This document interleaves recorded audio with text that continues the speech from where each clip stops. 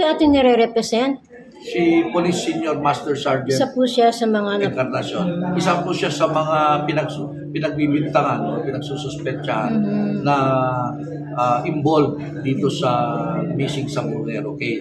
Categorically po, talagang wala po siyang involvement dahil may mga pagpapatunay kami na nung mga nangyari itong missing Sabongero noong 2021 at 2022, meron kaming ebidensya, dates na dinadawit siya, nasa schooling po siya, at nasa opisina. Yun, may physical presence siya sa isang opisina. So ibig ko pa sabihin, wala po siyang kinalaman dito. So documentation po, kagaya ng sinasabi nila na sinasabi ni Don Patidongan na palaisdaan niya yung pinagpapadalahan ng mga tao, wala pong katotohanan yon kasi nung 2021 at 2022 wala pong palaisdaan si Master Sergeant Encarnacion. Kaya yun po ang aking masasabi, wala pong kasalanan. So ano po kayang dahilan, motibo ni Pat Jongan para isangkot yung client niyo? Kung mababasa po niyo yung kanyang statement, sinasangkot niya po lahat. Medyo katakataka at misteryo yun sa amin na bakit sinasangkot niya lahat ng kilala niyang tao.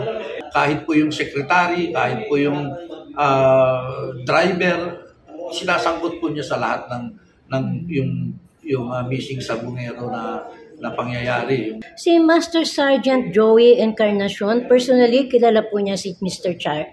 Atong Ang? Hindi po. Kasi mababa po ang ranko ni Master Sergeant. Hindi po niya kilala personally si Mr. Atong Ang. Tanong ko po nga yan, bakit ang isang tao ay bigla ka na lang ituturo na may kinalaman? Tinanong ko rin po yan. Ang sabi po sa akin, ay nung pong pandemya po nung 2021 parang kasama siya sa mga di po ba napakahirap ang travel nung mga panahon na yon. So kasama siya na nagbibigay ng police assistance bilang ang pagkakaalam ko highway patrol group siya. Kasama siya sa nagbibigay ng police assistance sa mga travel concerns ni Mr. Atong Ang. Yung opisina, yung kumpanya.